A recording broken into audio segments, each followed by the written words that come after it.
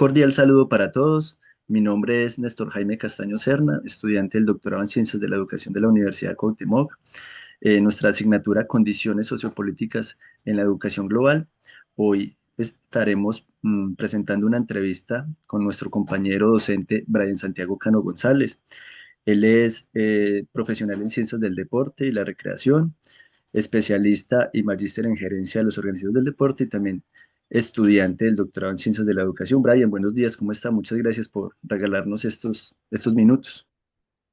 A usted, Néstor, muchísimas gracias por la invitación y totalmente encantado de ayudar en un ejercicio tan importante.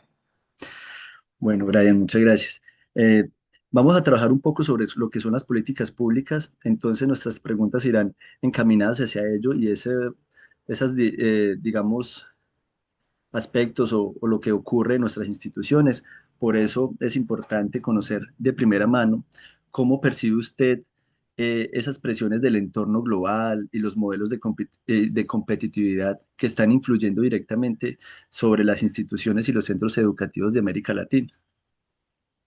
Bueno, Néstor, en primer lugar, ese tema de la presión es algo que se vive constantemente.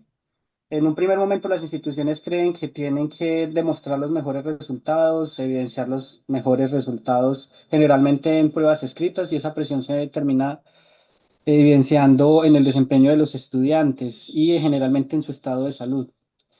Tenemos estudiantes que se encuentran extenuados porque, bueno, creen que la clave para un futuro o el único futuro es ese resultado que tengan sobre pruebas saber o el resultado que tengan en exámenes de admisión a algunas universidades. Entonces, ahí vemos una afectación mental por una altísima exigencia, principalmente académica, y por la no contemplación de otras opciones donde no es necesario un buen resultado en una prueba estandarizada. Y realmente es como poder decir que nuestros lineamientos desde los ministerios de educación a nivel nacional estuvieran enfocados solo en la cuantificación, pero olvidándose de la calidad de personas que estamos formando, ¿cierto? Exactamente. Resultados, pero sin importar a qué precio esos resultados. Ujú. Y esa es una problemática que no se ha abordado lo suficiente porque, bueno, desafortunadamente en materia de políticas públicas no hay un enfoque claro que trate justamente esa situación. O sea, enfoque de salud mental desde los estudiantes debido a la presión ejercida en ellos para buscar un determinado resultado no es un componente que se pueda encontrar ni que se aborde en las políticas públicas educativas de Colombia en este momento. Brian, y digamos ya aterrizando un poco más dentro del entorno en el que usted se desenvuelve día a día, ¿cierto? Como profesor del área de educación física, recreación y deporte, ¿qué problemática usted puede ver dentro de su institución? Que digamos, yo sé que de pronto hay muchas y las políticas públicas no logran, digamos, darle abasto a todas, pero ¿qué problemática usted dice que es como trascendente en su institución? Bueno, en este momento nos encontramos en un auge del sedentarismo por el tema del auge de la actividad digital sin control. Sabemos niños cada vez más jóvenes con pantallas, con acceso a Internet, y eso está pasando la factura en la práctica mínima de actividad física que deben hacer los estudiantes. Y eso en cuenta, teniendo en cuenta la actividad física que se hace por fuera.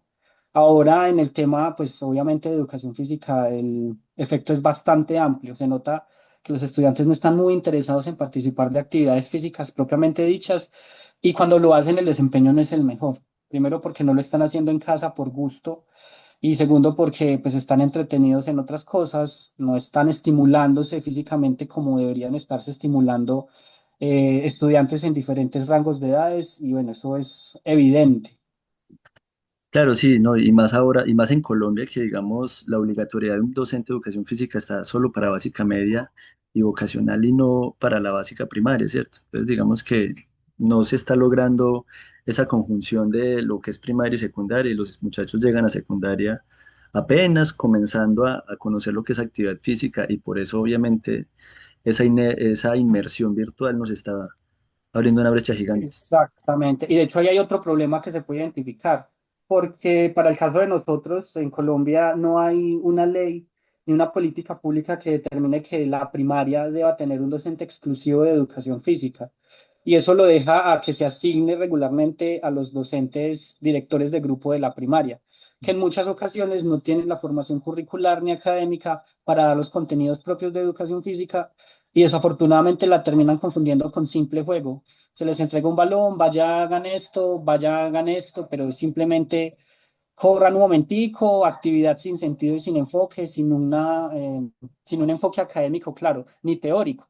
No explicar qué es la educación física y qué es más allá que jugar. También repercute en el desempeño de ellos cuando llegan a secundaria.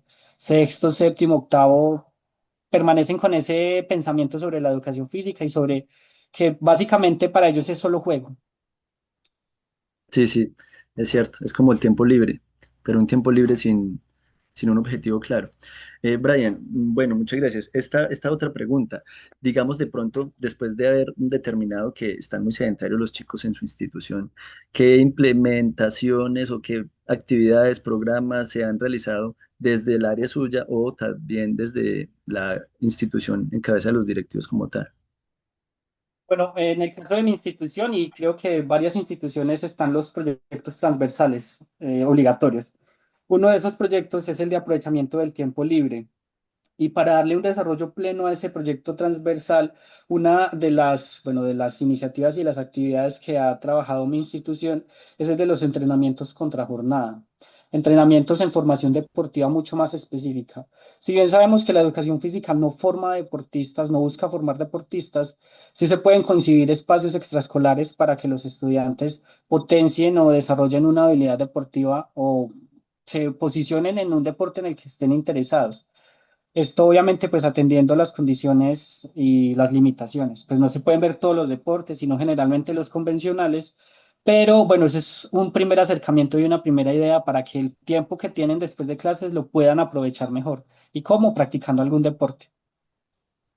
Bueno, a mí me parece muy interesante esto y creo que es importante mencionarlo y es porque pues en el contexto en el que nos desenvolvemos, Brian es un docente de la urbanidad, yo soy un docente de la ruralidad y digamos que las diferencias son sustanciales porque nosotros, por ejemplo, tenemos muchísimas más sedes, no tenemos, digamos, canchas, entonces generar estrategias siempre tienen que ser muy creativas. Obviamente los proyectos pedagógicos transversales, digamos que son prácticamente obligatorios en todas las instituciones públicas del país, pero es bien interesante cómo se leen esos contextos y también cómo las políticas públicas a veces desconocen un poco esos contextos. Brian, desde esa, digamos, descontextualización a veces de las políticas públicas en la lectura de esos entornos sociales, ¿usted cree que qué mecanismos se pueden usar para que eso no siga pasando? Bueno, yo creo que la redacción de una política pública que no se quede en el papel, que verdaderamente funciona, implica involucrar primero que toda la comunidad o a la población para la que va dirigida.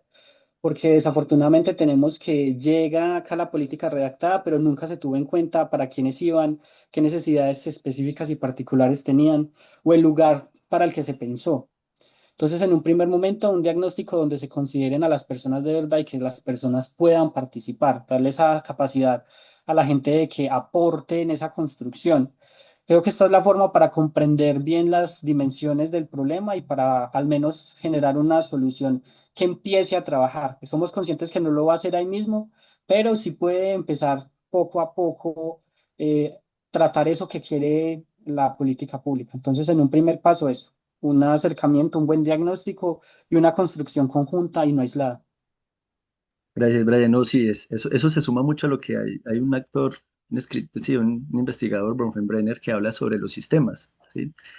Él menciona que es muy importante contar con todo lo que pasa en los diferentes sistemas, ¿cierto? Tanto en el individuo, en el núcleo familiar, en la cultura, en la sociedad, en el Estado.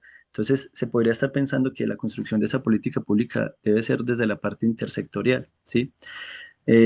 También, Brian, no, yo creo que como reflexión es importante después de este proceso de diálogo que hemos tenido, pensar en que no es solamente construir una política pública y ya, dejarla reglamentada y con un proceso de intervención, sino que es muy importante también esa sabiduría ciudadana que nosotros como conciudadanos debemos hacerle, ¿cierto? A veces decimos, no, es que es el Estado no está haciendo lo que debe hacer, la política pública se está perdiendo los recursos o alguna cosa, pero nosotros qué estamos haciendo también dentro de esa sabiduría, ¿sí? A veces digamos que estamos muy prestos a que las cosas las hagan y nosotros es como una ley del mínimo esfuerzo, pero pero no hacemos más. Entonces, es una invitación muy cordial a las personas que estamos en un proceso social dentro de un país a hacer veeduría ciudadana, porque pues son al fin de cuentas recursos de nosotros que pagamos a través de impuestos.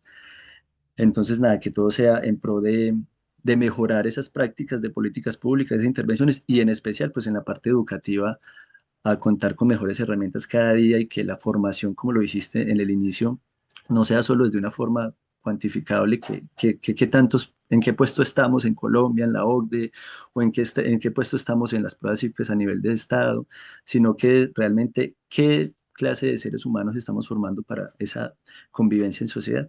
Entonces, Brian, no, muchísimas gracias por su tiempo. En serio, creo que fue un momento muy enriquecedor para todos y agradecer también de antemano a las personas que asistan a este video. Muchas gracias, Brian. A usted, Néstor, muchísimas gracias por la invitación y por esas reflexiones tan valiosas. Exactamente, sinergia, trabajo conjunto y nada de aislamiento. Muchas gracias, Brian. Feliz día.